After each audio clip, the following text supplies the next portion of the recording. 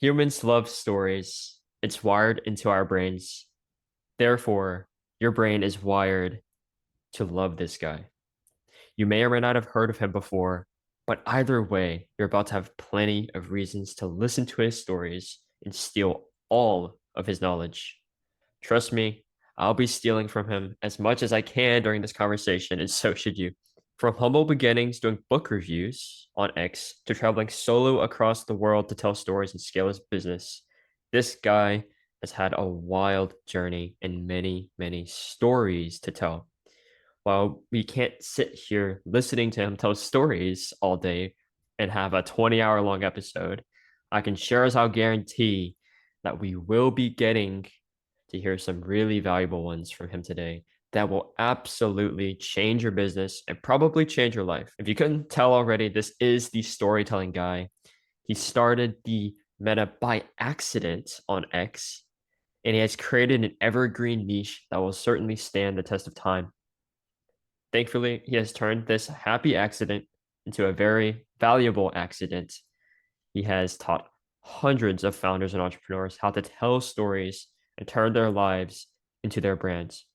He also even turned his teachings into a whole new form of marketing with story marketing. His pinned post says it all. It is the legendary story that sparked everything. Even though success is in his bloodline, he has literally started his own bloodline by building a massive business, personal brand, and a brand that's built upon storytelling. And to draw back the curtain on what is truly a masterpiece of hard work and entrepreneurial magic, I hope to reveal the story of a human that is selfless, kind, and loving to everyone that is part of his story. And the world is not his oyster, it is his story. Benjamin Chan, welcome to the show. How are you doing, man? I am completely speechless from the intro. That was good, dude. That was the best intro I've seen like ever. I'm doing good. Thanks for having me on. Yeah, you don't understand how excited I am to do this because if you think back, if you think back to my origin story on X when I was still a faceless account, you were that guy. I still remember that one video thread that you posted. That was like the first ever bookmark that I made because I was like, holy shit. Like this is so good. Like this is so valuable. So thank you for being like that guy that inspired me, even though you didn't even know who I was. I actually was in your email one time talking about your cat. I don't know if you remember that. I think I remember you asked me about, no, you only asked me about the giveaway, I think. But I mean, my cat's so famous. It's crazy. No. I emailed you asking about like what your cat's name was, or that might have been in your DMs. I don't remember. But and then you responded, and I was like, oh my gosh, he I actually think I remember responded. that. It was just like mind-boggling because it's like a 3K follower, personal brand responded to my DM. It's like, and I was like at 50 followers probably. So that was just mind-boggling. And I think it goes to show like how amazing you are like as far as being connected to your audience. Like you're more connected to your audience than a lot of accounts your size, I'd say. I'd Even say now, like I can look back and see that, you've always been that way, which is pretty admirable. I think it's because I'm just chronically online.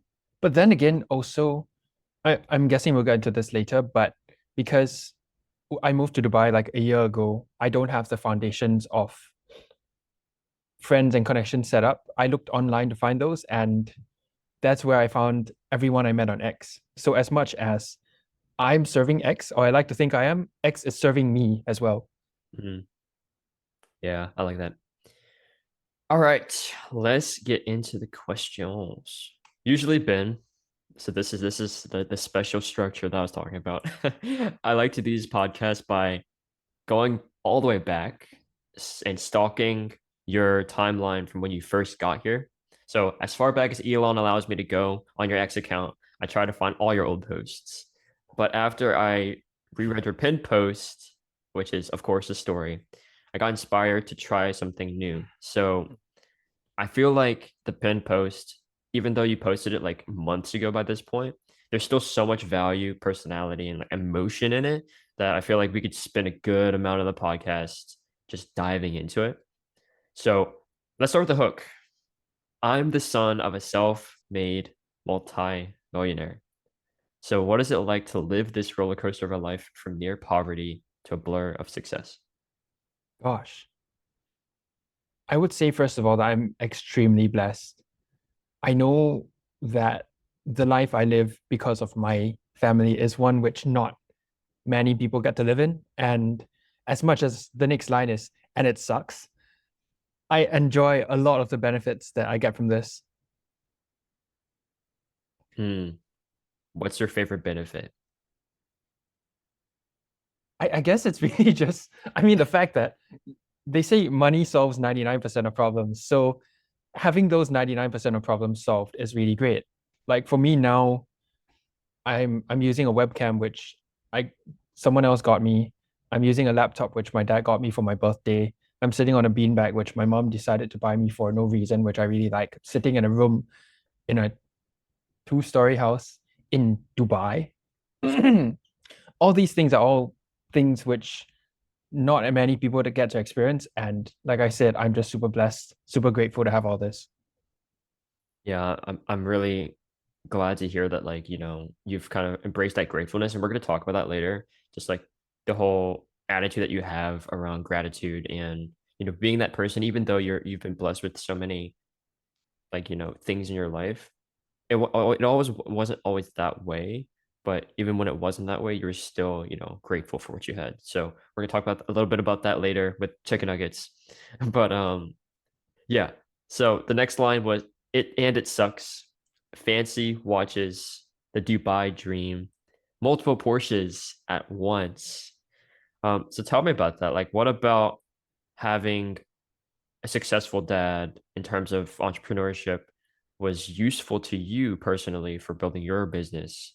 And of course, did it in any way distract you from your business? I would say the best part about my dad's success, ironically, is him not being successful when I was born. So we were born not very well off. Um, like I mentioned a bit more in the post, at the start, we didn't have to beg for food or anything, but we were lower middle class. So because of that, everything I know was okay, we have uh fruits for snack. And this is a huge thing because one, we actually get to have snack, and two, it's fruits. Fruits are expensive. And then after that, cannot turn on the aircon tonight, obviously, because aircon is expensive. You can have aircon for your birthday, and that was a really big deal. And breakfast was oats and basic stuff. Once again, it's still food. I'm grateful. But then going from that to seeing my dad work hard, really hard, he's always been, I won't say slaving away, but doing one of those no work-life balance kind of things from as long as I can remember. And eventually, when I was 11, he made it big and he found the business venture that worked for him. So the best part of all this is seeing my dad, someone who's worked really hard, make it. And then help me realize that, dang, if he can, I can too. So yeah, it's really just the motivation from him that drove me. Yeah, I love that. I love that. That the motivation that you, so the thing that you learned wasn't necessarily anything sort of businessy. It was just like the foundation, like the principle of it, right? That he started with nothing and you watched it turn into everything. And it's like that is what inspires you now, I'd assume. So that's awesome. Yeah. And I just want to say something that absolutely blew my mind. Aircon for your birthday. And it's like it reminds me about how I take so much for granted in my life. Like I just have aircon, like ever since I've been on the planet, I've just had it, it's just been something that is in my life and in other parts of the world for other people from other like, lives. It's a luxury, it's something that you get on your birthday and that just like it's a huge, huge mental shift for me, I think, because it's very important, obviously, going back to like that whole idea of being grateful for what you have, because some people just don't have it, Even it doesn't matter like if you have the multiple Porsches at one time or if you actually have air conditioning. It's these little things that I think really, really are important to be grateful for. Absolutely. Next line. This is where it starts to get fun. Before I sound like some ungrateful, stuck up, rich dork, let me make one thing clear. I'm really thankful for where I am. I'm blessed, and I don't take that lightly. So I feel like a lot of founders and entrepreneurs, they don't take the time to kind of look around, to stop and appreciate how far they've really come, right? Because most founders, entrepreneurs, they're always thinking about that next step. They're always thinking about how can I make more money? How can I scale my business? How can I get more clients? And we've been talking about this idea of gratitude and feeling blessed for your circumstances and stuff like that. So what about building your business so far? Are you grateful for the most? Honestly, just bring it back to my dad, I guess. This whole opportunity that I have, some of my friends have to work from young because, oh, pay money because the rent prices are going up or debt or something like that. I was able to just sit down in my room for 4 months straight, not providing anything to the family. In fact, since I was eating food, I was being a bit of a negative influence on my family's finances. But I was still able to do that because of all this, and that I'm grateful for. Mm, yeah, that's something I also kind of take for granted, right? It's like I don't necessarily provide much for my family, but I still like negatively influence it by, eating the food, I guess, which is kind of interesting to think about because you kind of view family in a different way, I guess. But let's Can talk I about add food. something to that, Yeah, actually? go ahead. So this is probably buried in my timeline so far down. But back when I was still doing more book review, self-improvement stuff, I talked a bit more about my 2 years journey as an ambulance medic during COVID. Mhm. So this was when I was out on the front line, attending to patients sick, dying. I have seen multiple things which people shouldn't see, and because of that, that gave me a sense of, I don't know, it just made me realize how real, how precious life is, and that also contributed to me.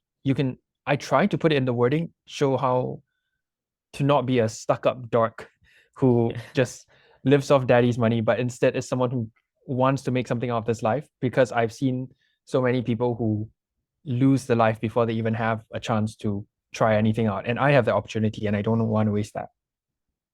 Oof.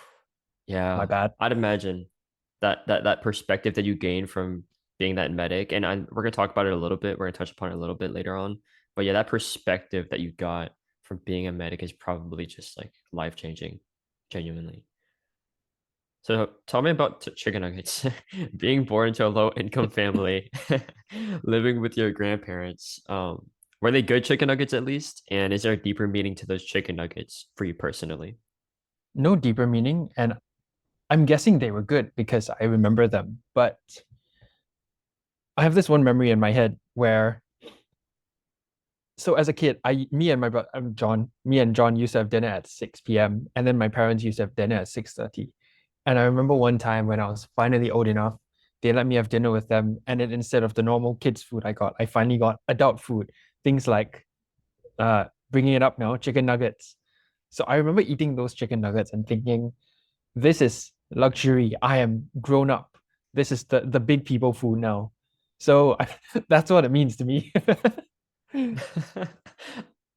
I did not expect that, but okay. Yeah, absolutely. Chicken nuggets are grown up for, I mean, those macros, dude. Peep the macros. Okay, so on a serious note, your dad worked really hard to put your family into a blessed financial situation, but he also taught you quite a few things that you wrote about in the tweet. But my dad was determined to break free from this rat race. As far back as I can remember, he would always be consuming podcasts, books, and lectures on financial freedom. He was into self improvement before self improvement existed. He was also the one who got me started on my own personal development. So tell me about the most important lessons that your dad has taught you as far as like personal development goes and self improvement goes.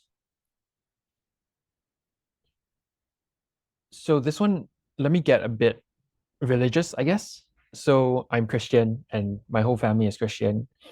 Mhm. And among Christians, it seems to be a common belief that you either give up everything and serve the Lord with your heart and mind and soul and strength, or become that evil rich guy who takes over corporations, all that stuff.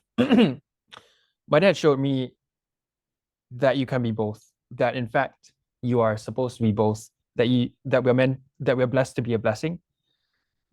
Um, so the biggest takeaway to answer the question, because I realize I rant a lot.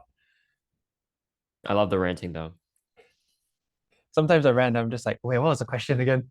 Let me actually think about this. I'm guessing this will be edited. Wait, do you need the question again? It was the biggest takeaway from my dad, right? Yeah, in terms of like self improvement. Mm, I guess once again, the biggest takeaway I got from my millionaire dad, this is one of those clips. The biggest takeaway I got was simply how possible it was. Well, most people see, oh, 50K a year as the norm. I'm guessing. I don't know. Damn, now I sound like a rich dork. My dad was hitting these numbers in far less time, and I realized, and his friends were doing the same because by association, if you become someone of a certain level, then you start mixing with other people of certain levels. Then at a young age, I started being involved in and getting to know richer people than my dad, people who have done even more insane things. And it taught 11, 12, 13-year-old me that anything is possible, that even I, who back then was some chubby, annoying kid who would cry at a lot of things, could eventually make it big in business. So yeah, that's my number one lesson from my dad. Mm. Yeah, I think you mentioned later on. I don't think I have the post right here, but like shaking hands with one of your dad's like crazy connections, and then being like super excited, like, oh my gosh, you're you're his son. I've Tell me about that. literally met I've literally met a billionaire before, the richest man in Sudan. There was a business meeting. My dad just invited me. Don't know why I was there. That was an interesting thing. If we go specifically into him, we didn't know it was him until about 10 minutes into the meeting. Like this guy opened the door for us. He's slightly balding, nice little guy. My dad and him talked about some topics which these kind of people would talk about. Then halfway through, I think it struck both of us that this was the billionaire we were supposed to meet. And then once we ended the meeting, he held the door open for us. We walked out, went downstairs, remained formal until the lift door closed, and we Googled him just to confirm it was the guy. And it was. So that was absolutely wild. Did you shake his hand? Yeah. Wow, billionaire, dude. That's like incomprehensible amounts of money. Yeah. Anyway, okay. You have a great dad. He has accomplished a lot and probably more than most people could imagine. And he worked really hard to get himself there, learning a lot, studying. And you can't help but feel yourself that there's this dull pain at the back of your head that kept whispering that I'll forever just be known as his son. Tell me about this feeling and how it has evolved from when you wrote this story to today. So once again, I just want to make it clear that this is that I am extremely blessed to be in the position that I'm in. I'm in no way saying, oh my gosh, I'm a millionaire there, screw this. I really like where I'm at. But it's more just for, okay, Abraham, what's the guy's name? Maslow's hierarchy of needs. Yeah, I've heard of it. Yeah. So now once you have the basic needs, like you're not starving everything, then you Hmm. look for shelter. And once you have shelter, then you look for connection, friends, family. And once that's done, then at the top of the pyramid is self-actualization. So since I was in a good financial situation due to my family, the other points of the pyramid were covered. So when I was younger, my brain started to think, okay, what's my purpose in life? What's my job then? What am I supposed to bring to this whole earth? And I started to compare myself, thinking, okay, my dad is literally someone who has done pretty insane things. I don't want to say exactly who because If not, people might Google him and find out stuff. I'm being very anonymous about this for that sake. Um, yeah, so I would just think if he's done so much, how can I keep up? So that is also part of the reason why I've pursued business. Partially it's partially it's fulfillment because I want to be someone to show myself that I can do things. But on the other hand, it's also I just want to be my own name, I guess, which seems like the pretty lame reason, but I want to be known as Ben Chan, not XX Son. You know what I mean? You want to make your I name feel for like I yourself. went I feel like I went circles, but I hope you get what I'm talking about. You came around full circle, dude. I feel like a lot of founders have that exact same feeling, but obviously different. Like instead of having their dad as like their role model, like their champion, they kind of look up to influencers, personal brands that can, and then they consume them on the internet, and they look up to them. They aspire to be like them, and in some ways, like them seeing success all around them through the internet kind of encourages them to like work harder, to kind of Mm, believe that it's possible, right? That they can make a name for themselves as well, that they can have that success. But then they realize once they try to do it, once they like build the business, build the website, build the offer, they realize that it doesn't come as easily, and that the pressure starts to build, and they start to kind of doubt themselves, and they feel like they never will make it. So what would you say to this founder? Like if you had to speak directly to him, what advice would you say to overcome this struggle? it's genuinely all just a mindset problem. This is the most cliche advice ever, but my parents always focus on breaking limiting beliefs. They never said, oh, study for 2 more hours or work harder. They always focus on breaking beliefs, saying you can do this, even making it a bit more practical. You've done it before here, so you can do it here. And therefore, speaking to this founder, you literally can do anything. Elon Musk founded SpaceX, Tesla, the Boring Company, PayPal, Zip2, all in a span of 1 or 2 decades. And now he's the richest man alive, or at least he was for some period of time. Steve Jobs created a product which billions of people use around the world. And these are regular human beings. I've read their biographies. They started from pretty much nothing. So if they can do it, I can do it, you can do it, anyone can do it. Mm, yeah, you mentioned something that I want to touch on, limiting beliefs. So, what kind of limiting beliefs were kind of present whenever you first started a business that you've since crushed, and it's led to all the success that you had so far? Well, first of all, I thought I couldn't do this. I thought I couldn't make it in business. I thought that everything I touched would fail. I think it was because just like every other entrepreneur, I've tried multiple side hustles. I've tried starting my own car wash business. I ran a YouTube channel for 2 years. It's got like 3,000 subscribers, but it hasn't made any money. I briefly touched on SMMA, briefly tried drop shipping, and none of that worked. So I thought that with X, this would just be another thing. But at that point, I was so desperate to do anything that I just went with it anyway. And it worked. So I suppose the main thing to take away here is, yeah, once again, it's really just a limiting belief. Once you conquer that, once you get that one win of I can do it, then it spirals into more wins, which spiral into more wins. And all of a sudden, before you know it, you look up to yourself, people look up to you, and life is so much better. Mm, That yeah, I was was a listening clip. to this. That was a clip, baby.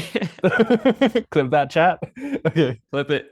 Um, what you said like right at the end there reminded me of the podcast I was listening to with it was Chris Williamson podcast with Alex Ramosi, and they were talking about the phrase "must be nice," right?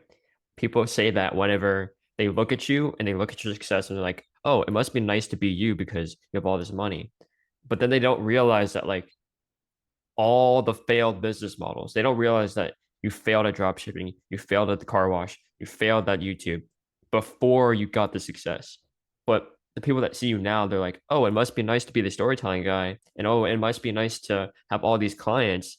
And it's like, well, well, what the fuck? Like, you don't know my story, like you don't know my journey, right? Yeah. And yeah, that's what I thought about, and it does frustrate me though that people would do that to like the people that have worked their ass off to get to where they are, like you, like most entrepreneurs, you know. If I may throw in something which, I mean, you can always cut this out. I've noticed something among most people on X, that the thing that separates the winners from those who don't win so much is simply that the winners work way harder than the rest do, way harder than the rest think they do. It's not about some magical mentor. It's not about some giveaway which blows it out of the water and skyrockets your brand. It's really just that those who succeed are willing to wake up at 5 a.m., grind every day for multiple hours until they hit that goal. There's nothing special about us, about them. There's nothing special about the winners. They just work. Oh, okay. So I think I know what your answer is, but what got you started on X? What do you think my answer is? I think it starts with a little guy named, you might know him, named Dan. Small creator. Let's actually make it different. No, it wasn't actually. Technically, it wasn't. It all started. So I started on X November 28th, 2023, last year at 6:07 a.m. was when I posted my first tweet. But it started about 2 weeks before that, where I watched this random self-improvement YouTube video by this YouTuber named Kenny Bender. He follows me on X. So if you're seeing this, hey, what's up? Thanks for changing my life again. Um, he said he posted a video saying, I can't remember what it was, but he said, invest in yourself.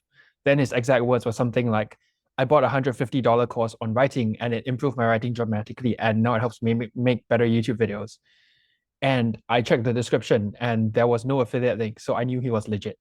So I DM'd him on Instagram. I said, yo, what's this writing course? And he said, 2 Hour Writer by Dan Cole. Okay, who the heck is Dan Cole? Okay. So I Googled him. Landing page was pretty great. I had a couple $100.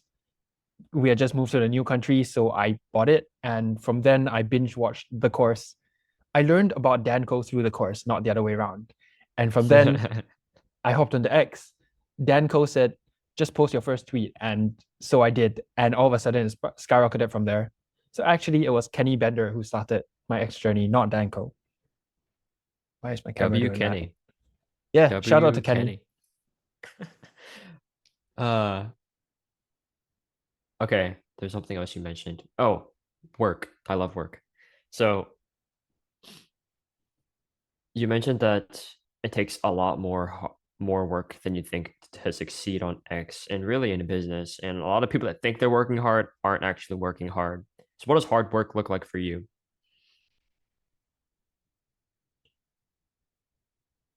I feel like whatever I say is going to be roasted by someone above me. Doesn't But matter. for me, the period I worked the hardest, which indirectly answers the question, was about 4 months ago when I just put out my storytelling offer and I was working on the program as well as managing clients, as well as client acquisition, as well as still writing stories. Back then, I didn't understand the whole growth mode versus maintenance mode thing. So I just thought you had to do all at once. Back then, my schedule was wake up at 5, deep work for about 3 hours, do chores because thanks, mom, I still live at home. Then after that, work for another 3, 4 hours, have lunch, kind of chill for a bit, and then work another 4 or 5 hours until my siblings got home. Then I'll relax, play a bit of Minecraft, a bit of Brawl Stars. But that was a solid 8 hours of solid deep work and 2, 3 hours of shallow work. Sometimes I would do more. I would straight up go wake up at 5, grind all the way until about 7, then sleep, and then wake up at 5 again, grind all the way until 7, then sleep. But I kind of fell sick and I couldn't sustain that. So I just do what my body can sustain. That's how it worked to me. Mm. So why do you think that most people, well, first, actually, let me talk about that for a second, because there's a lot to unpack, and I just love the idea of just working your ass off. Um, I love it. yeah, so I'm also a morning person. Like I wake up super early to do deep work, and I want to hear about like how you get locked in. Like, do you just do it, or is there like some kind of Chris Williamson was talking about? There's like a productivity rain dance that people do, like before they actually do the work.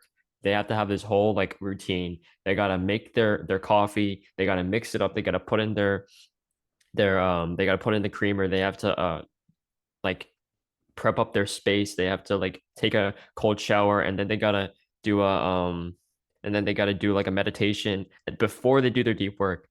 So how do you get into deep work, and how do you stay focused during that entire session? Oh, I've got something perfect for you. Have you watched Rian Doris' video on the 1 month day? I've seen it. I have not watched it though. Perfect. That one video is honestly responsible for a huge amount of my success. It basically talks about waking up, getting down early to do the work without any of these morning routines. I've seen some Joe Dispenza videos about how you need to do it. You need to start working 1 hour after, oh, sorry, 1 minute after you wake up. Sorry, not Joe Dispenza, Vishen Lakiani. He's the founder of Mind Valley, which is another one of those things which people will call cycles if I talked about in public. I cannot because I sleep on the top bunk and I have to run downstairs and turn on my computer. It takes about 3 minutes total. But still, I make it a point to wake up, go downstairs, work for at least 1 hour straight without even drinking water, without touching my phone, anything for 1 hour. Then I take a 5 minute break to drink water, to unplug my phone from the charger. But I don't use it until 8. And then after that, I rest for an hour. And then I work again for another 3 hours. I'm repeating myself, but a lot of this is in the 1 month day video. It's honestly just a hack to finish 1 month of work in a day. Mm. Wait, yeah, I think I've seen people talking about that. Like the one what is it? The 1 month and 1 day or something like that. Yeah. Yeah, yeah, yeah. That's so good. That's so good. And I love that you mentioned that you have to like jump out of your bunk bed and then like you could almost like speed run it, time yourself, get out of your bunk bed, and then eventually hit sub 1 minute of turning on your computer. Turn on computer at any percent, any category. Oh my gosh, go to speedrun.com with this. What do you do in your breaks? So you said, you do your 1 hour of deep work right when you wake up, basically. Take a little 5 minute break, then you work for another 3 hours, but then you take an hour long break. What do you do during the break? Normally breakfast and chores. When I say chores, I really just take the cat for a walk while listening to podcasts, while listening to YouTube videos. I still am a huge fan of the whole gaming space. So I catch up on Minecraft news. That Minecraft movie trailer just dropped recently. That was interesting. And a bunch of gaming YouTubers I enjoy. And then once that's done, it's back to work again. Hmm. How do you not get sucked into it? I feel like a lot of people that consume during their breaks kind of keep consuming. This one, I really have no practical advice. It's just something I am able to control better than most people. If I put my heart and mind to something, I'll just do it. Like it's quite interesting. Every year or so, I set challenges for myself. If I want, if I one time I just, oh yeah, this year in May, I went carnivore diet the whole month. No phone games, no iPad games, no PC games, no games at all. Gym every day. That one I failed, but I did manage to go out every day and just lock in on business for at least 8 hours a day. And that was when my business exploded. That was when I made my first from like 500 a month to 3K a month, I think. So I have this weird ability to just get down and do something when I want to, and that allows me to take breaks and enjoy gaming videos once in a while. Hell yeah, dude. Are you kidding me? That's like the perfect imbalance. Working your ass off for like a season, setting yourself like a really crazy goal that people would be like, "Oh my gosh, I couldn't do it. I couldn't do it, man." No, like that's like I need my like I need my Hamza video. I need my dopamine, but you just being able to lock in and tell yourself, okay, I want to do this thing, and then just doing it and cutting out all the distractions, and then realizing that, okay, once you've done the thing, you can have a little bit of hamster. I love And that. I alternate between Adonis and Jeffrey every single day, multiple times. Multiple times. I love that. Okay, but this is actually a perfect transition. So your dad is an extrovert and clearly cut out for what he does. But meanwhile, you are an introvert and you avoid social interaction like poison. A good day for you would be playing Minecraft with your closest friends, and as much respect as you have for your dad, deep down, you know, even though he wants you to join him in his line of work, you know that's not for you. So, what advice would you have for, I guess, the introverted founders, which I think are a lot more common than the extrovert founders, who don't necessarily love social interaction, but like they can get by? Um, how do how should they go about, embracing their introversion and kind of using it to still be successful in their business? One thing I've realized is that there's always a way to turn your strangeness into uniqueness. For example, I'm introverted. I don't want to meet up with people. I don't want to do sales. So okay, I'll write online. And that blew up. That took off. Or I didn't have a mega start. I didn't close my first client in 3 days. It took me nearly 5 months to close my first client. Okay, I'll use that too to relate to other people. I've turned that strange point of me into something unique which other people can relate with. People have literally said, hey, I like you because you didn't have that explosive start like other people. So to other founders, to other entrepreneurs, I'll say there's always a way to turn you into something unique. That can be a quote on a t-shirt. There's always a way to turn you into something unique. All you need to do is find that way. And from then you you just must you just completely own a certain niche, a certain section of the market. All you need to do is find it. Hmm. Okay, how would you go about like finding what you want to own? Is that something that is more personal? Like, is that something that you need to personally care about, be passionate about, or can you just own any niche if you put your mind to it? I believe you can, but then again, it depends on how much mental resilience you have. Like now that I have succeeded with one business model, I see how it is possible to succeed with literally anything. All these people looking for the best business model in 2024, I've seen those videos get millions of views. I believe that you can literally pick anyone and work at it hard enough and it'll work. But the problem here is finding which one is the easiest for you in that case. If you really want to do that, then it's just a matter of introspection. Or if you're just willing to suck it up, then just pick one and it work eventually. Mm. Pick one is key there. One, just one. And stick to it. Yeah. Did you ever struggle with that, trying to do too many business models at the same time? Oh gosh. I don't know how far back Elon allowed you to scroll. But the reason why I started on X was to promote my YouTube channel because Dan Co did it, you know. Yep. So at one point I was faced with working a job, filming a YouTube video every single day. Oh, sorry, every single week while working on a Minecraft channel, which maybe we'll get into, and then still growing my X account. And I just couldn't take it. So I dropped everything but X and my 9 to 5 back then. But yeah, I dropped everything but X and it worked out. So yeah, I did have an issue with that, but I solved it. Hell yeah, dude. Well, let's say I turn back the clock and I banned your X account. I became Elon and just like gave you the ban hammer. And you only had the option to go in all in on one of the other business models. And let's say you chose like the Minecraft YouTube channel because I'm kind of interested in it.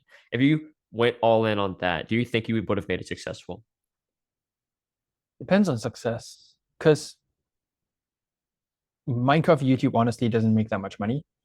I could bring it to the level of other Minecraft YouTubers. In that case, yes, I would suppose that's a success. It'll take me months, years, yes, but I I will be able to get there. But in general, Minecraft YouTube just doesn't make that much because no, like our target audience isn't gonna watch Minecraft YouTube channels. But then again, I watch Minecraft YouTube, so very few people in our target audience will watch Minecraft YouTube. But yeah, if my X account was banned, I'm fairly confident. I thought about this just now, actually. I'm fairly confident to be able to get from zero to wherever I am now in less than half a year, less than four Wow. months. But that the thing is 4 months, right? Which people expect it to happen in like a month. Or and like people Have expect their success to be like, oh yeah, look at John Chan. He got his first client in under a week. Like I want to be like that. It Oh, we took, need to talk about John later. Uh-huh, yeah, we need uh-huh. to. Um, who is it? Anthony, dude. Look at Anthony, bruh. My man's has been on here for 13, 14 months and just recently monetized. And it's like, holy crap.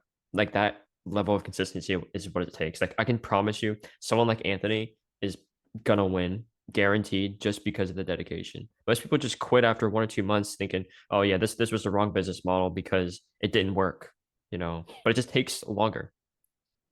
Honestly, going into this a bit, I don't think he's gonna watch this, but I have huge respect for Anthony solely based on the fact that he grinded for so long and didn't see results. I didn't sign my first client for 4.5 months, but at least I still grew pretty fast. I grew like 300 followers a month. He didn't. This sounds like I'm hating on him, but it really takes an insane level of dedication. So, Anthony, if you're seeing this, mad respect, shout out to you. Yeah. Such an inspiration. I had him on the podcast and dude, holy crap. Hearing that story, mind-boggling. Um, let's talk about John. So, how do you feel about, having John as how should I phrase this? What's the dynamic between what's the relationship between sibling and mentor in terms of Oh, like business? first of all, I need to clarify something. I gave him my entire program for free. There's a reason why his first tweets took off. With that said, uh, I I told him when he was making about $100, I said I'll only charge you 250, which was about a third of what my program cost back then. 250 if you make more than 250 at the end of the month. So whatever happens, he was not going to lose any money at all. Yeah. So with that said, I'm not greedy for money. I did not charge my brother my $750 program back then, in order to make it on X. But with that said, honestly, John is extremely great. He is super hardworking and he puts whatever I say into practice. So it's very easy to see results. Regarding relationship between sibling and mentor, he technically doesn't work with me anymore. I don't even charge him anything, and he still once in a while comes to me for advice, though we differ on many topics, which is fine. There are many different ways to go on X. We we don't let our X business and our sibling stuff Mhm. get in the way of each other, but because of how different we are, most of the time the only thing we talk about now is just X. I can imagine that. I imagine that is exactly that's exactly what y'all talk about. I actually talk more with my other brother. He's actually on X2. You may or may not have seen him, but we talk a lot more about gaming because that's where my true passion lies. Unless my clients are seeing this, then my true passion lies with my clients. But my true passion lies in gaming. And my other brother is a big gamer. He's honestly naturally talented at gaming. Okay, and now let's zoom ahead a few months to when you were writing the actual story. So we live in Dubai. My dad's owned at least 8 cars in the last 10 years and even given It's away a 11 now. few. I could choose Okay. not to work for the rest of my life and still have money left over. I've met billionaires. I've been to secret car launches. I've got to live in beautiful vacation homes.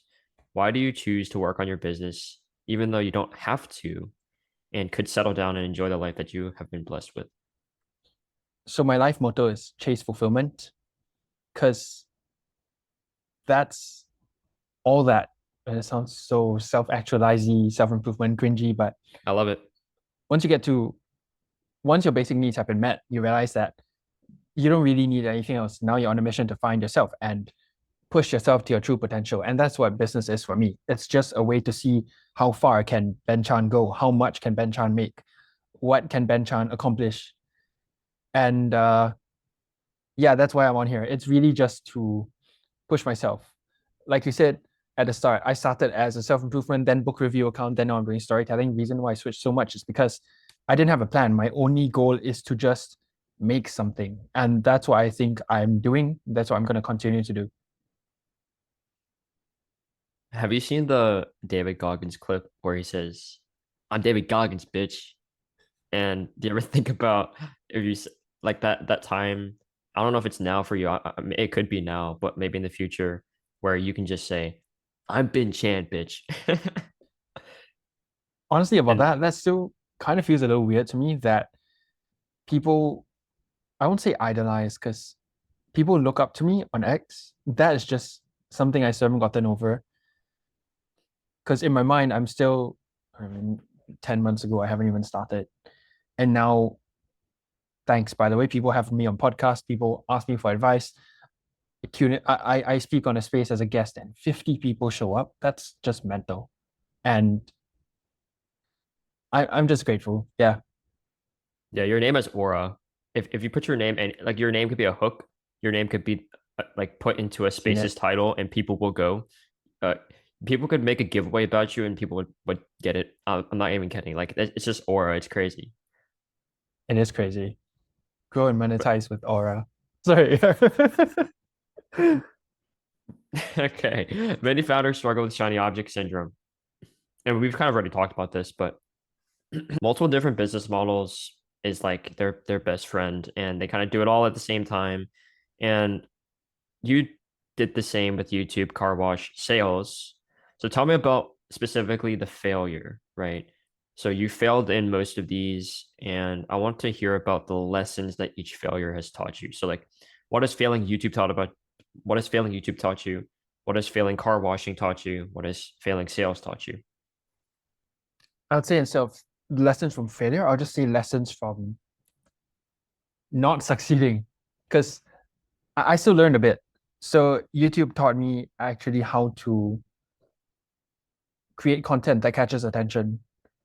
From the start, when I started on X, I had already come watching hundreds of hours of YouTube education and how to create content, how to write, how to hook people with video. So from then, all I needed to do was translate it onto X. If you study Mr. Beast's content a bit, you realize that my story format is almost exactly like his video format, including how easy it is to copy. Whoops. So that's YouTube. Sales would be basically that people don't care about you in a good way. All they want is what they can get out of it. So if you can frame that right at the start of your content on X or in your offers or in your lead magnets, anything, you capture a lot more people's attention. And car wash, it just taught me how to work hard. My normal day washing cars as a 17-year-old, I think, consisted of waking up at 4 because people wake up at 5 to go and work. So they needed their cars done by about 5:30. Wake up at 4 and I'll have about a 80, 90-minute window to wash cars.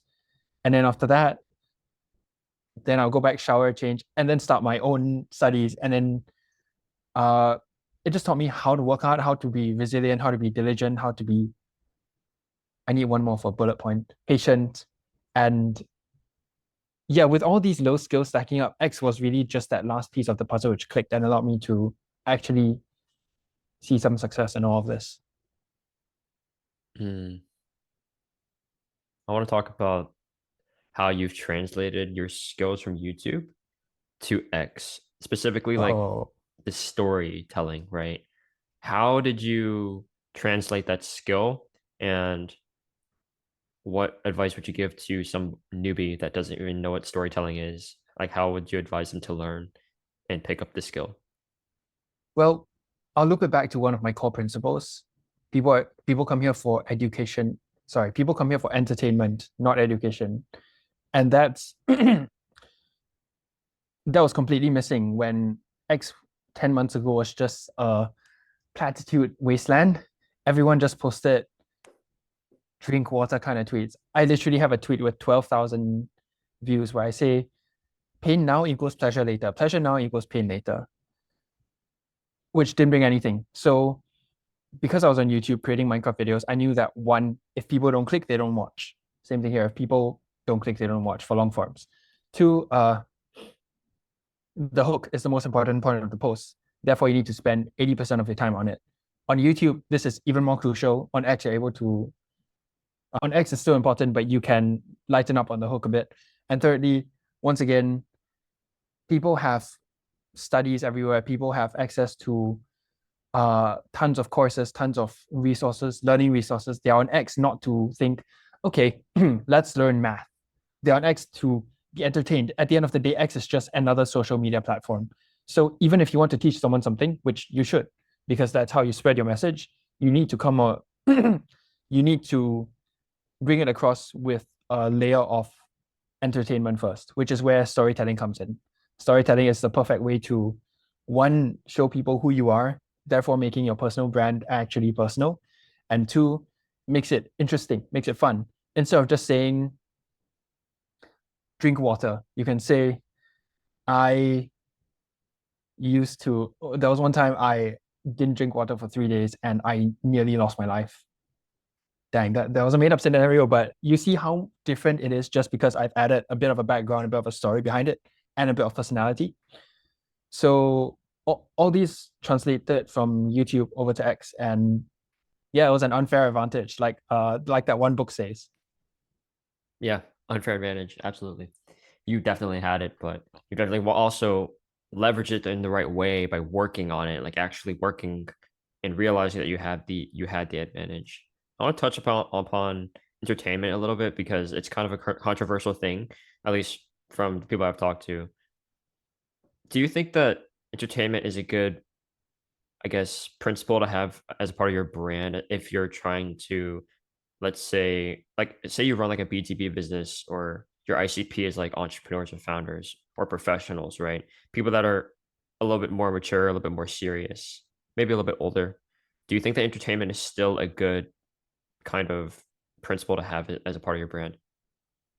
Yeah, 100%. So the reason why entertainment is such a hack to building a personal brand is simply because you stand out. If your ICP is some serious CEO, he's probably used to seeing top 5 best ways to clean your iPhone or something. After a while, it gets boring.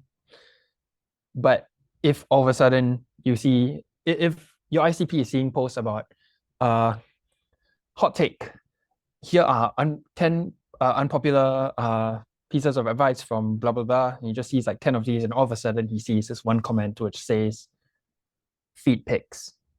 Of course, that just stops the scroll, that catches attention.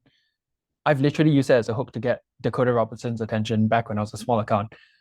But so yeah, it helps you stand out among everyone else being serious and formal and basic and corporate.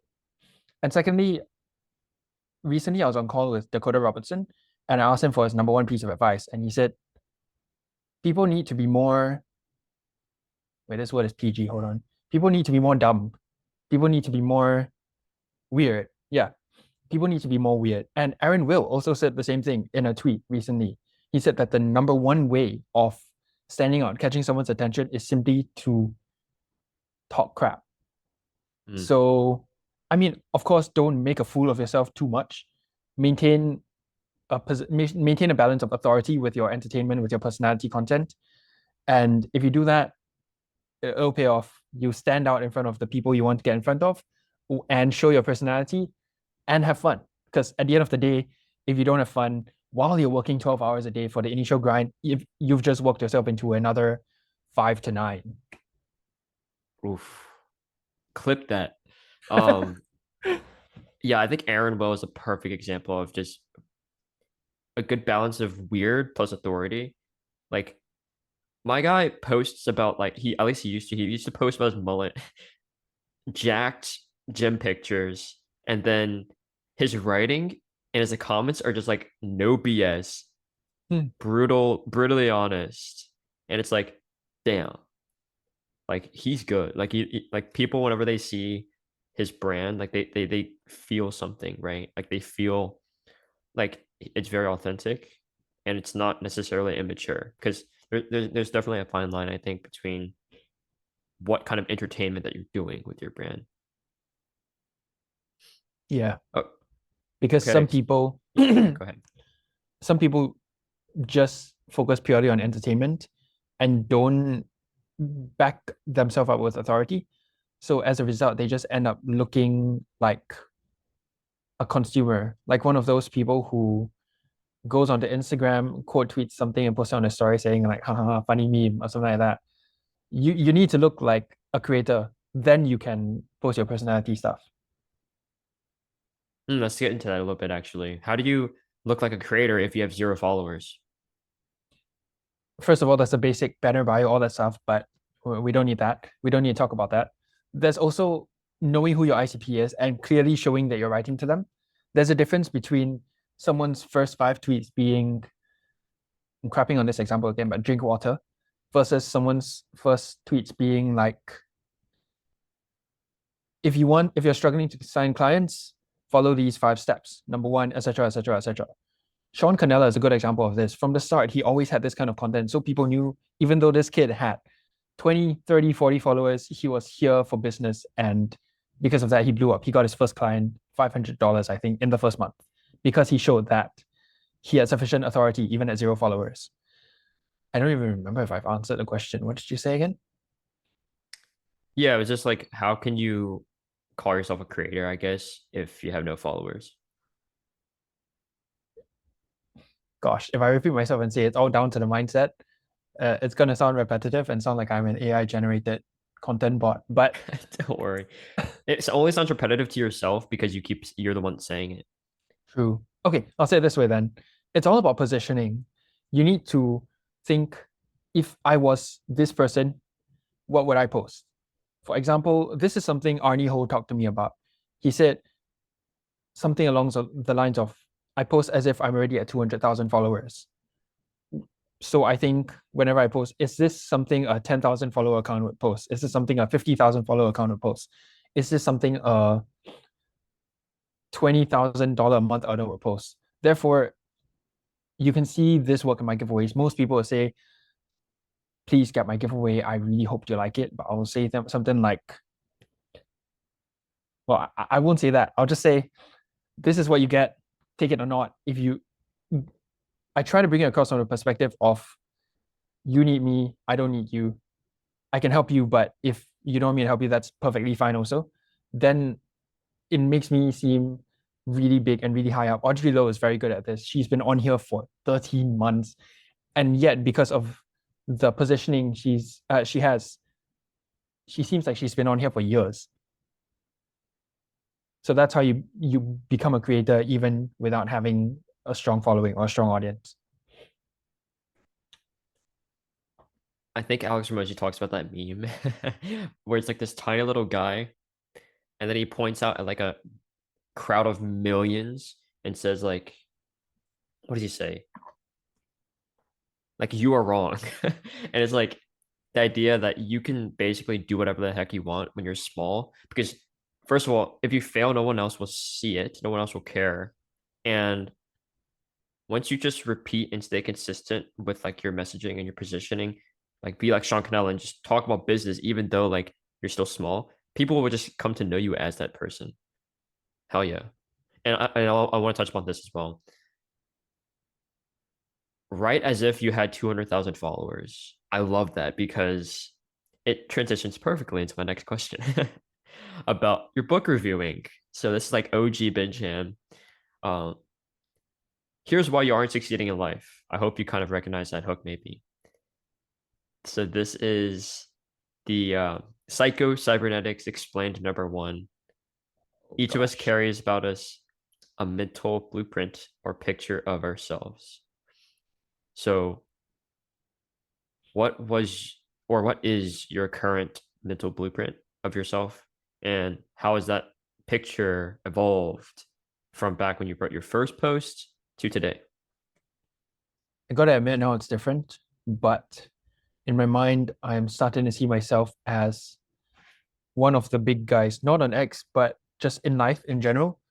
I try to see myself similar to, okay, people like Iman, Jordan Welsh, Hamza, these 20-something-year-old entrepreneurs who have made it really big, and now all 3 of them actually have retired their parents. All 3 of them have given multiple hundreds of thousands of dollars away to charity, and all 3 of them have made the world better just because of the business they've grown. And I'm trying to push my mental state up to that level because I know that once my mental state reaches that level, eventually my physical self will catch up.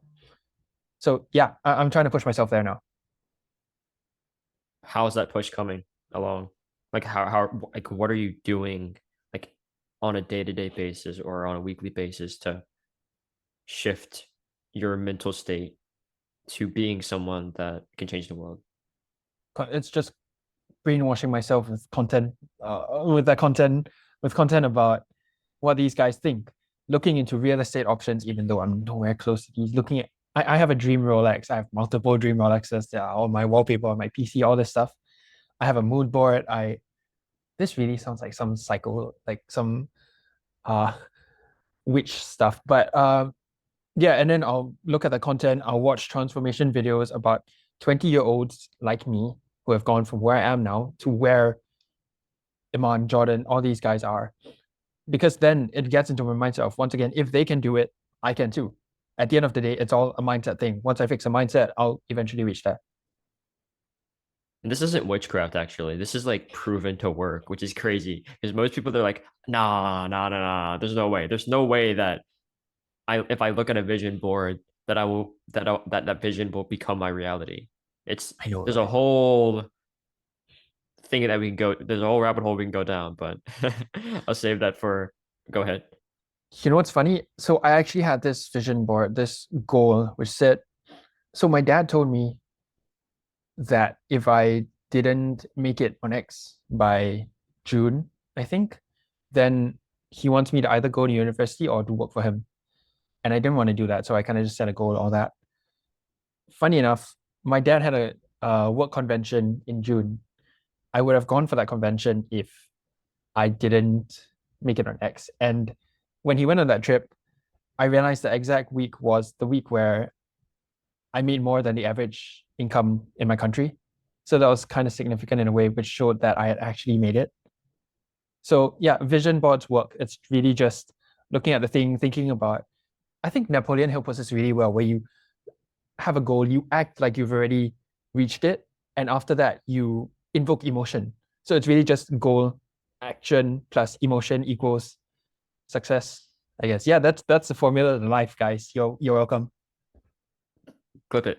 If you apply that to what we were just talking about, goal, I already have 200,000 followers, and you Hmm. write with some emotion, dude, dude.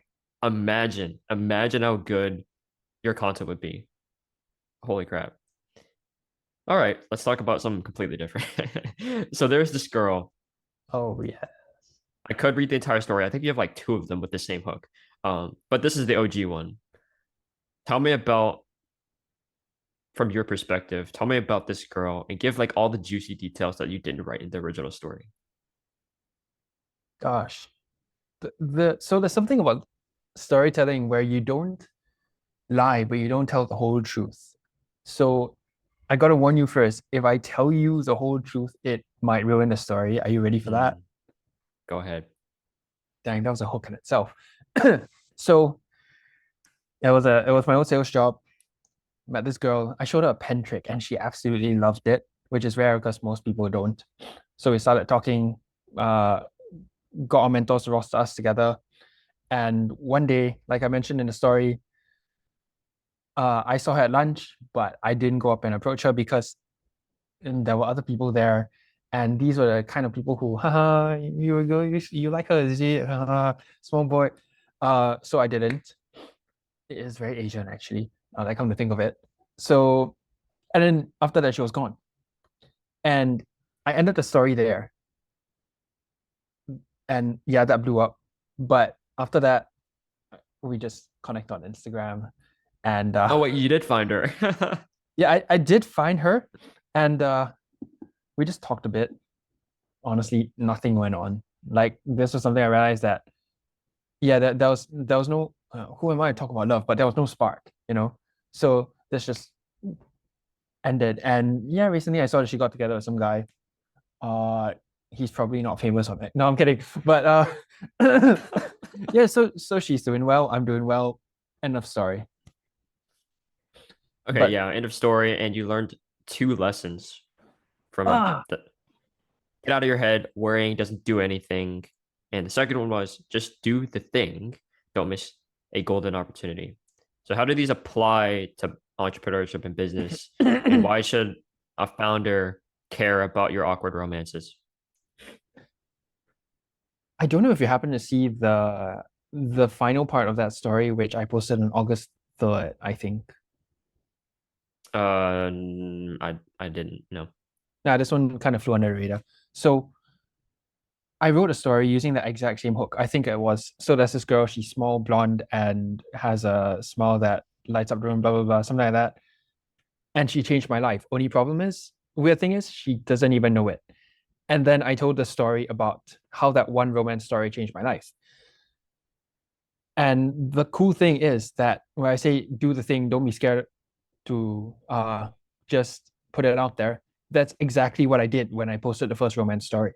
Because back then, I had not seen a single romance story. Maybe they existed, but not in the Money X space, not in the space I was in. But I thought, screw it. I'll just post it anyway, see what happens. It's a nice, heartfelt story.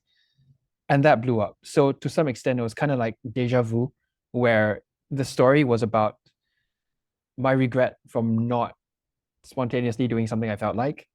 And because I posted that story, I spontaneously did something I didn't feel like doing. And so much good came out of it. The whole story X meta came out of it. So that was, in some sense, some weird full circle moment, which I was so happy when I thought of it.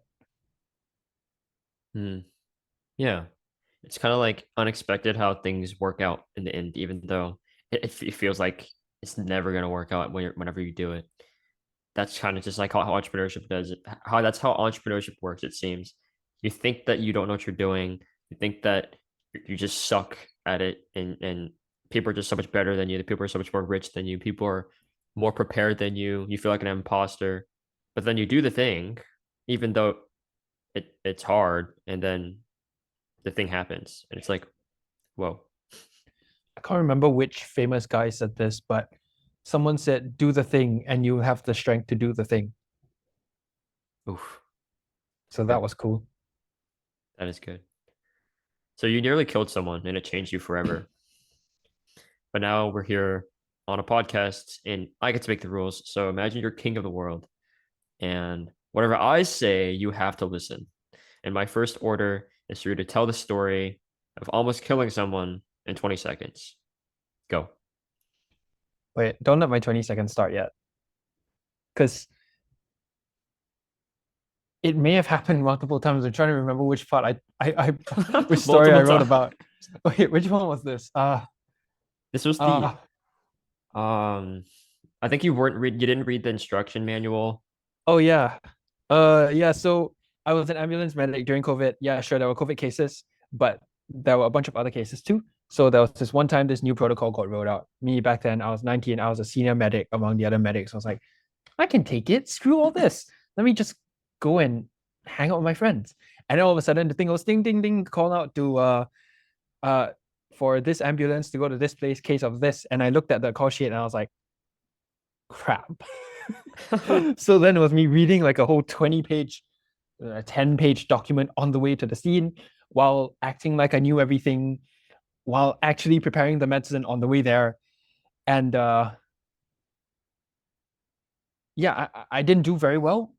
The other team members clutched up. But yeah, at the end of the day, it was another lesson where I just learned really there's some things you cannot mess with. I think that was about 27.69 seconds, but Good Your Majesty, approximation. I I guess we could tie this entrepreneurship in some way. What do you what's your perspective on preparation?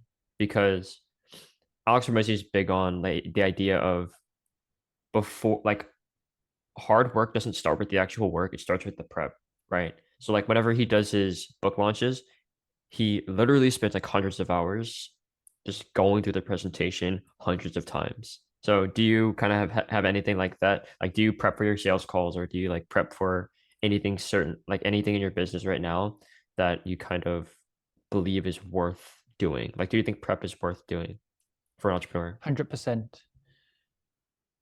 I close about 70-80% of my sales calls with very, very little sales call experience as an introvert, purely because, in my opinion, it's because I prepare for it. So Alex Hormozy says, big guys win through rep, small guys win through prep.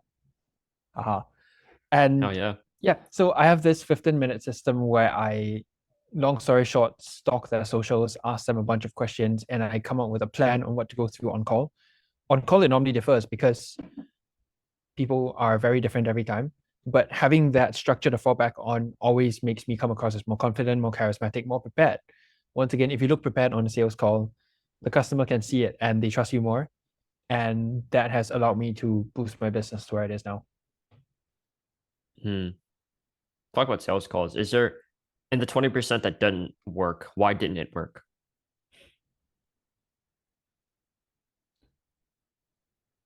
I just didn't research their pain points well enough most of the time, or I couldn't provide what they wanted. Once again, it's all a learning experience. A bunch of those looking back, I tried to go back on every call afterwards and see where I screwed up. A bunch of those I could have closed, but I mean, at the end of the day, yeah, there's no 100% success rate. So it's just because I didn't master sales enough. I like that you mentioned that you go back and watch all your sales stuff. It's so good. Such good Andrew advice to Tate. do. And nobody does it. Nobody does it. Like not enough people do it. And it's like that like they watch the sales videos or like they watch Alex Ramosi has this 4 hour long sales video. So they'll watch that and they'll watch other people do sales calls instead of watching their own sales calls. And it's like they Hmm. wonder why their sales is bad. Anyway. I, in fact, I got this from Andrew Tate. He says he rewatches every single podcast he's on back to see where he screwed up. So from then, I was like, oh, I can do this to sales calls. And yeah, that's how it happened. Damn, Andrew Tate rewatches every that goes to His show that English is so good. that tells you something about Andrew Tate. It tells you that like he works his ass off for his brand. Like Yes. he, oh my gosh, that's like mind boggling. Yeah.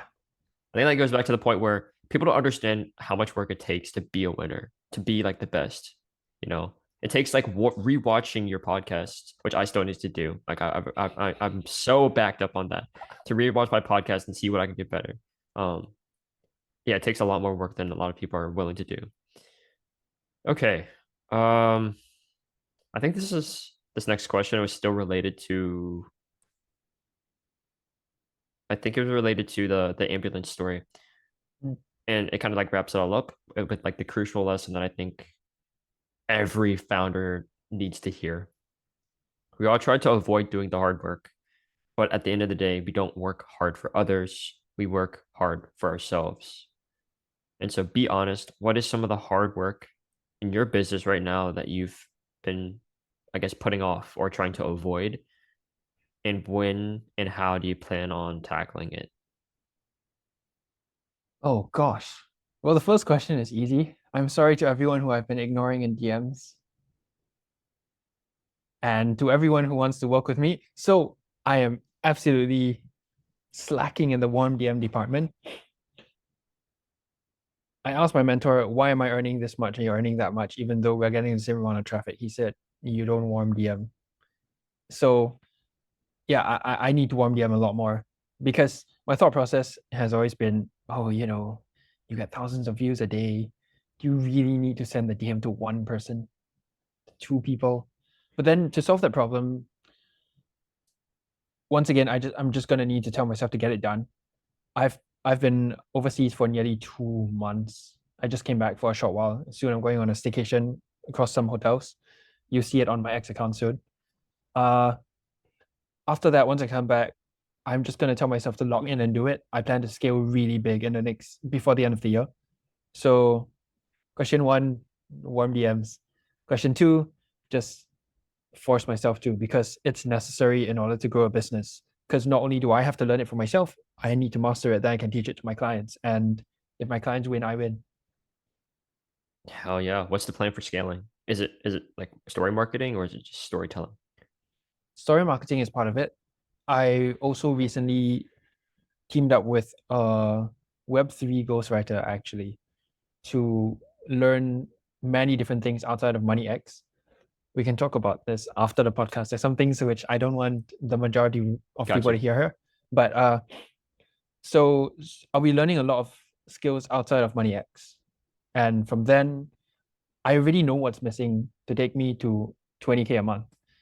All I need to do is actually throw all my energy into the universe and uh, target it to the right place, and then I'll be there. Hell yeah. Um, Targeted to the universe. I love that. Just put all your energy into it. You're gonna go back into that one of those seasons where it's like locked in. No more Minecraft videos. For a I'm little gonna bit, for a go. little bit. I'm gonna go carnivore again from October, November. So it's just only meat because that's what gives me mental clarity. Once again, how I not how to. I'm not saying this is the way. I'm saying this my way. And with that additional mental clarity, I can just log in every single day, wake up at 5, grind until like 5, take a few hours off, and then go sleep at 9. I'm so excited, especially because winter in Dubai is coming and it'll be the perfect weather to work. Hell yeah. Oh my gosh, that sounds like paradise. Yeah.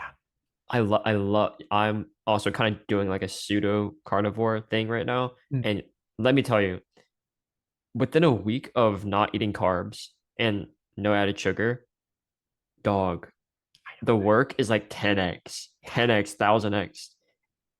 Because you have focus, like you have it again. Like you can Mm. actually do it without feeling sleepy because you're digesting your food. Like it's so good. It's so good. So you're on pseudo carnivore as in you're doing keto also? No, so the only carbs I eat are at dinner. So like after Mm. basically all my work is a sweet potato. This is like the Charlie Morgan diet if you've heard about what he eats. And basically meat Interesting. and veggies. Yeah. Interesting. Okay.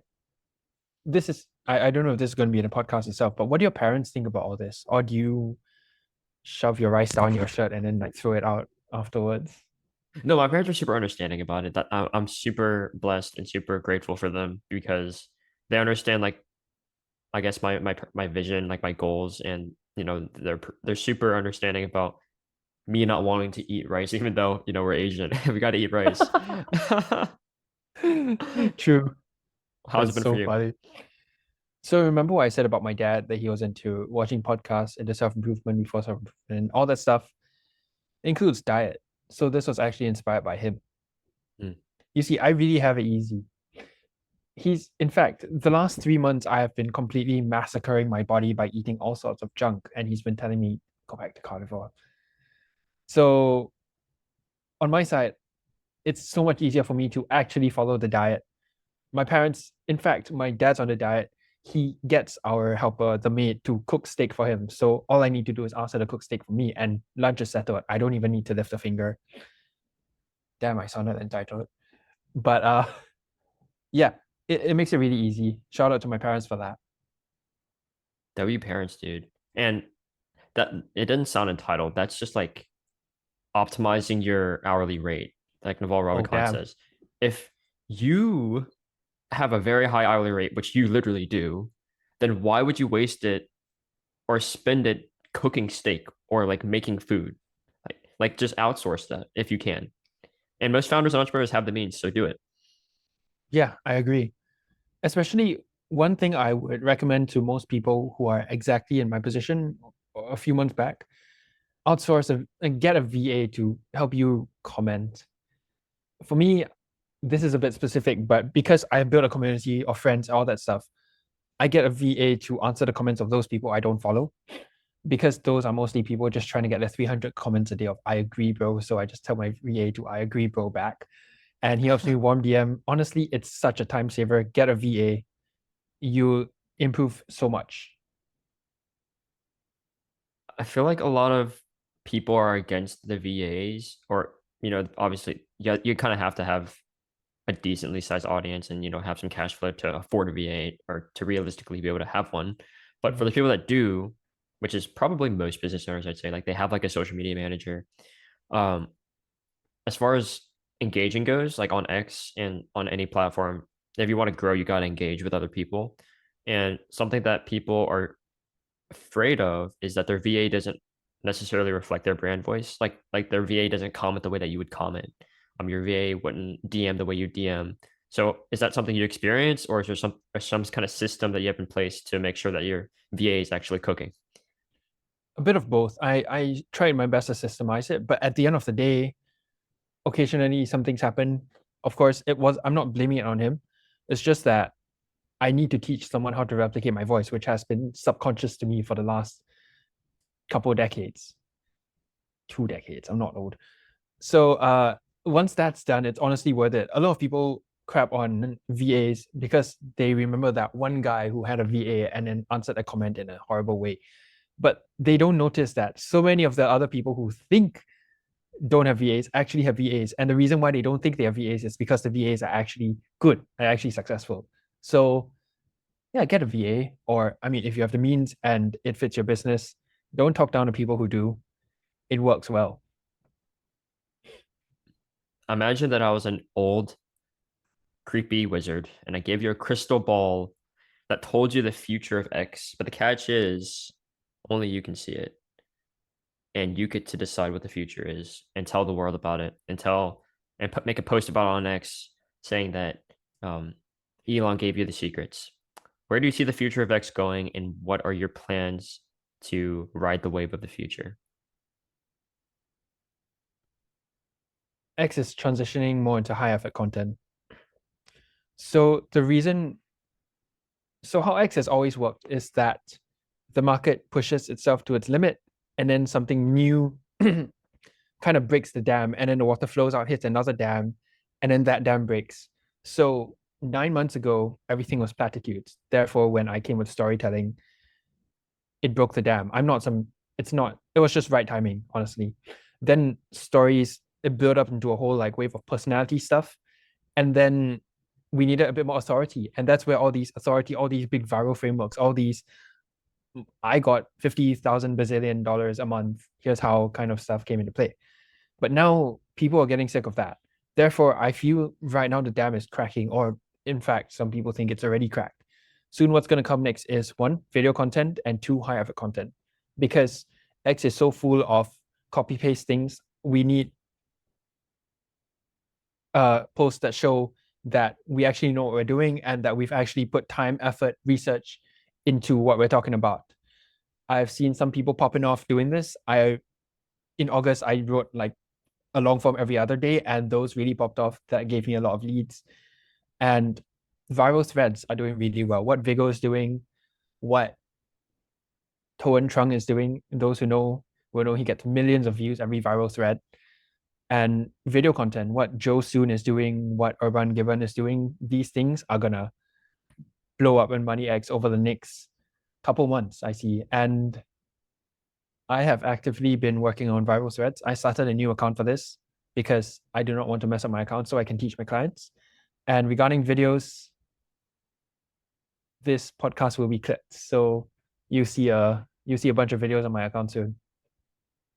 Wait, so you have a different account for testing out viral threads? Is it working? Like, what have you learned from that account so far? Well, paid retweets are actually mega OP. Yeah. And viral threads, it's so much work, but it's really a formula at the end of the day.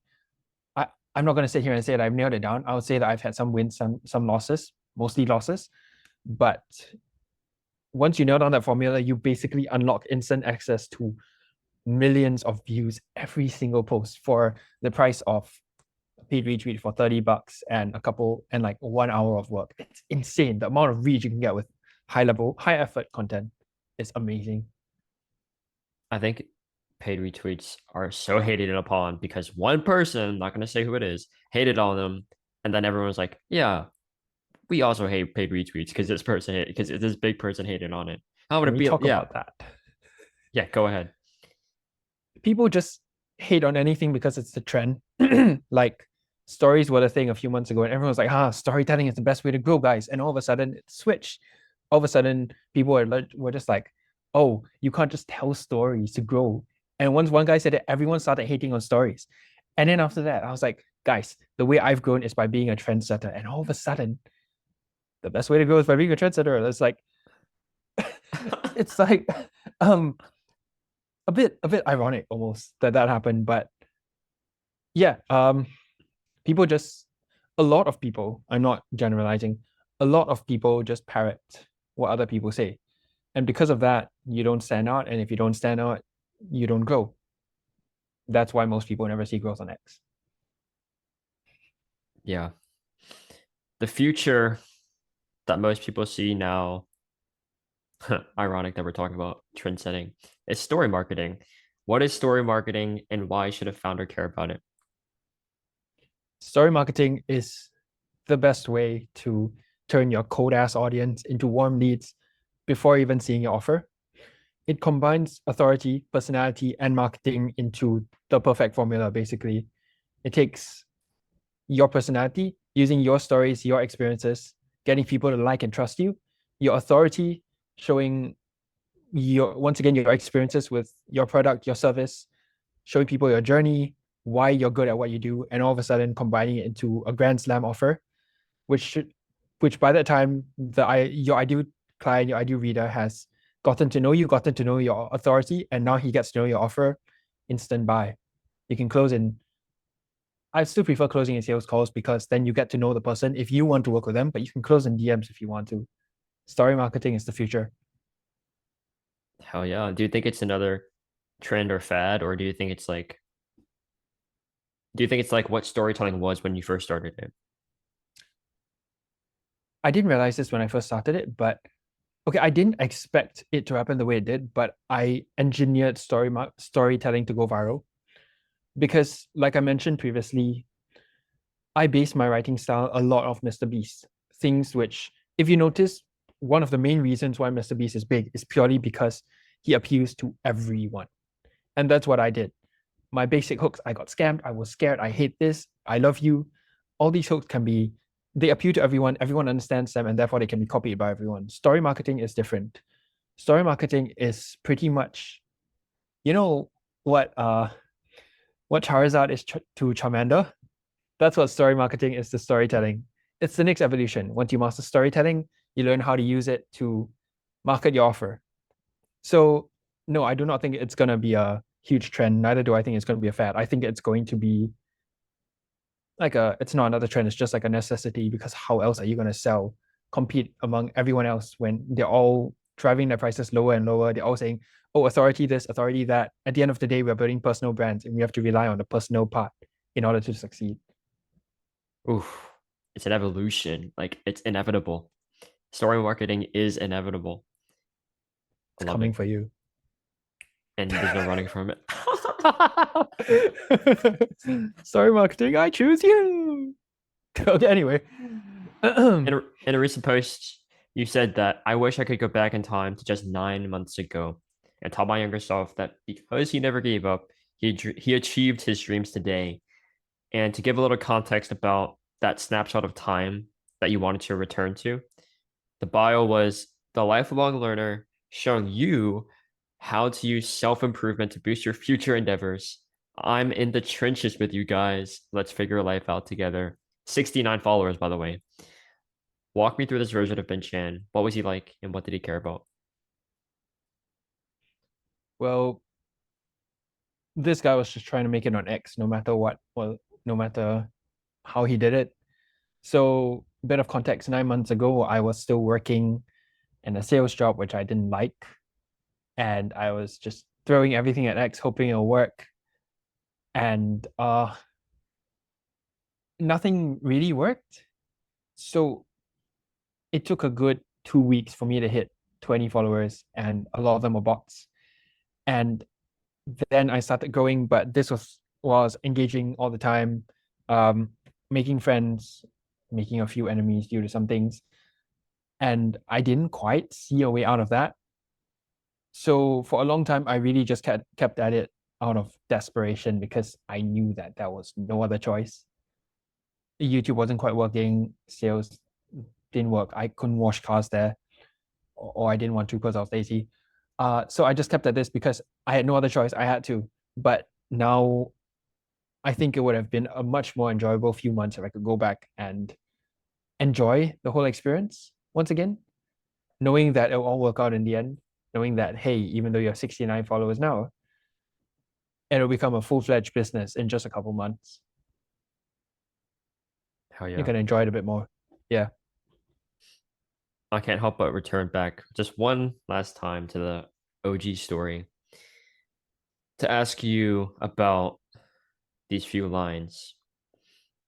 This is actually, I think, almost the very end. That's why I'm so desperate to succeed. I've got to use the foundation your dad has given you to do even better. But I've got to make it. I just have to. Do you think that you've made it yet or not? And what could you do better as an entrepreneur and as a person? I don't think I've made it, honestly. I feel like I've broken, I feel like, let's say everyone's trying to get to outer space. I've broken past one of the, the different, there's something sphere, the stratosphere, the atmosphere, the different spheres. I Yep. feel like I've broken past one or two, but I'm still thousands of meters away until I reach orbit. So now that I've broken past one or two, I feel like at my current trajectory, at my current momentum, at my current level of knowledge, I can easily burst past the rest. And it's also easier now that I'm off the ground. But yeah, I won't say I'm as desperate anymore. Though the reason why I was desperate then, using those exact words, because I had the foundation, it's almost like imagine it's all a race. Most people they have what's a most people have a Toyota Vios. I was born with a Porsche 911. So if I don't win this race, it's gonna look bad. Like I'm gonna feel bad. Other people are gonna look at me and like this dumbass didn't even win the race with a 911. Since I'm given it 911, I want to make the most out of it. And yeah, therefore that was what I was thinking when I was writing that. 911s are very uncomfortable, by the way. Like to sit in? Yeah, especially the back rows. Anyway, Damn. I mean, I wouldn't know, but damn. you will That one yeah, day. that's like the car that's on my vision boards. So I'm glad that you answered it in that way, that you haven't made it yet, that you're still in the stratosphere. And I feel like a lot of people are still on the launch pad because they're so worried about whether their rocket will actually launch, whether they're actually even be up in the air. And so they just stay on Earth. What advice do you have to them, to the people that are scared to start? Elon Musk launched 4 rockets into orbit, or at least he tried to launch 4 rockets into orbit. First one failed, second one failed. He took a loan, he sold stock, he did everything he could to get the third one off the ground, and it got off the ground and it blew up. Also, people thought everything was over, but somehow he still scraped through the money. He borrowed his brother's money. He did everything he could, launched the fourth one, and that one succeeded. And now SpaceX is worth don't know how much. It's, if I'm not wrong, it's the leading space exploration program in the world. And Elon is just some guy. Like he's not even NASA or anything. And he only managed to get the fourth one off the ground and the fifth and the sixth and the seventh and the eighth because he failed the first three. In this case, we do not have billions of dollars to lose. We can literally try to get the rocket off the ground and have it fall over multiple times. So we should take that risk because at the end of the day, if we fail, no one sees it. But if we succeed, we're seen as a mega genius and we'll achieve so much. But yeah, we have to get through the failures first. And then everyone's gonna be like, "Oh, it must be nice to have succeeded," but then they You got don't see the lucky. but then they don't see the blown up rockets and Yeah. all the crazy money thrown around to scraped around to get the next launch, the actual one that worked. Everyone sees the launch that succeeded and like, oh my gosh, it must be awesome, it must be awesome, it must be nice. But what about the previous three that almost cost me everything, that almost shut down the business? All Speaking winners of that, win. oh, All go ahead. winners win on a field of bloody corpses, their own corpses. That's just how it is. And dang, that platitude would have gone viral 9 months ago. Would have. It, this is the perfect segue. If you were to lose everything tomorrow, your business, your money, your systems, your connections, everything besides your experience and the skills that you've learned from failing, how would you rebuild your personal brand and your entire empire? We're talking specifically in this time, like if, for example, I got banned tomorrow and all of a sudden my IP got wiped out, something like that. I don't know if that's how it works. Sure. Honestly, I'd probably still I just launch story marketing from the ground up. I I grow on X, showing people how to grow using their stories, and then from then, uh, honestly, no different from what I'm doing now because I've got the experience. I all of my programs are in my head. I'll just build it out again. It'll probably set me back a couple months, but I'm very confident I can do it in triple the speed. Deep question. What has entrepreneurship taught you about yourself as a person?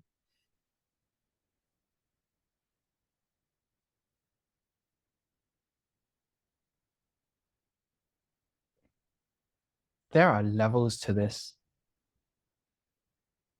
It's like that one video game. I feel like Hamza uses this example all the time, but you start off with the level one sheep. Actually, no, he uses RuneScape all the time. Let me use an example more familiar to me. Entrepreneurship is like creating a new Minecraft world. You have to start with punching wood. Once you punch the wood, you make a little house, you go mining for the basic materials, iron armor, all this stuff. And then once you're done, you slowly work your way up, build farms, you get better armor, then you defeat the dragon. You can't expect to defeat the dragon on day one with nothing. You need the basic foundations. If not, you just fail. So the thing about entrepreneurship is you got to identify one, what level you're at, and two, what are the key tasks to advance you to the next level. It's like one of those games where you have objectives every level. Once you beat those objectives, you move on to the next one. And after a while, you just slog through all this. You realize that when you're at level 10, the level one stuff which you thought was so difficult are now super easy. And then you realize that even though you've been working really hard, even though it feels like everything is just difficult, difficult, difficult, you look back and you realize, yo, I've learned so much. I am a better person. I have grown, and yeah, entrepreneurship is very cool. I don't remember what the question was. Doesn't matter. Entrepreneurship is Minecraft. Entrepreneurship is Minecraft. My first official tweet was life is like a video game.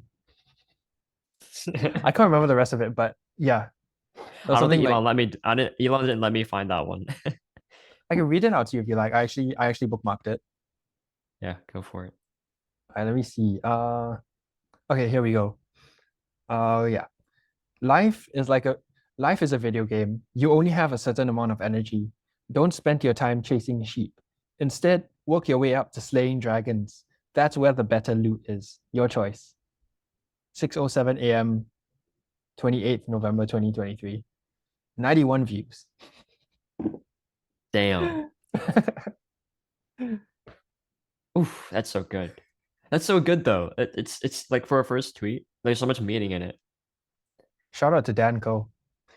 I took the whole course already at this point. I'm not some prodigy. I went through the entire $150 course and I got 91 views. Business or no Anyway, business? hmm, Business or no business? Would you say that you're happy? very happy. Honestly, the life I live now, I've written in my diary multiple times. I wish I was just like this forever. I wish that we were just stuck in this state where every day I wake up, play with my cat. I just deep work all the way until my siblings come home. Then I hang out with family. I once in a while play Minecraft. I play Brawl Stars with my brother, squad busters with my sisters, and then go to sleep, repeat the cycle all over again. I this is the last few months have probably been the happiest of my last decade, which is absolutely amazing. Because even though, sure, physical needs were settled all the rest of the other time, now I've finally started to fulfill the psychological need of fulfillment. So all of a sudden, it lifts a huge burden off my shoulders and allows me to enjoy life a bit more. I love ending off every episode with one question. If you could experience 1 minute of one moment of one memory in your life again, what minute would you choose? And why do you choose to experience it again?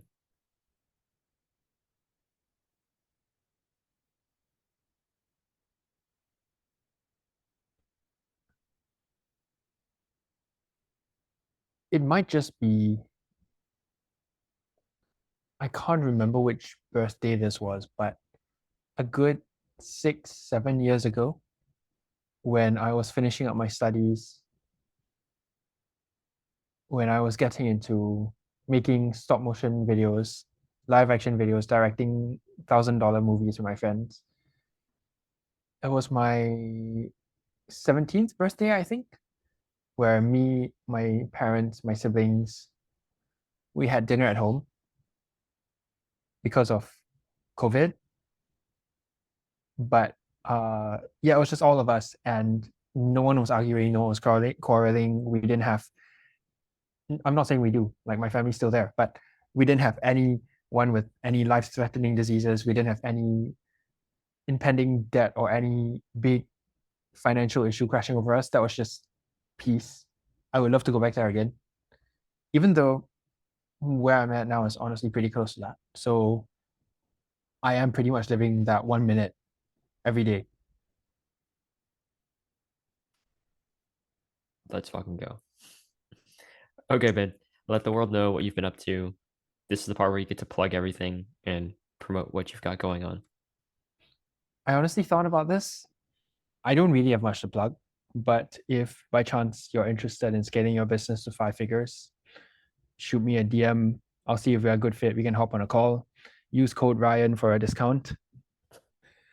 Or if not, I've got a free lead magnet just explaining the entire concept of story marketing in the link in my bio at It's Me Ben Chan on X.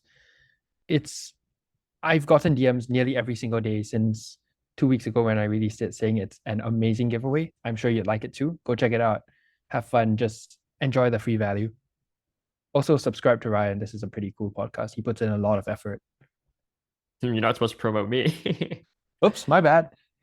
Ladies and gentlemen, the storytelling guy, Ben Chan, dude, mind-boggling episode. Like, shifted my belief systems a little bit. It's taught me so much. And the vibes, chef's kiss. Thank you for hopping on. Thanks for having me, man.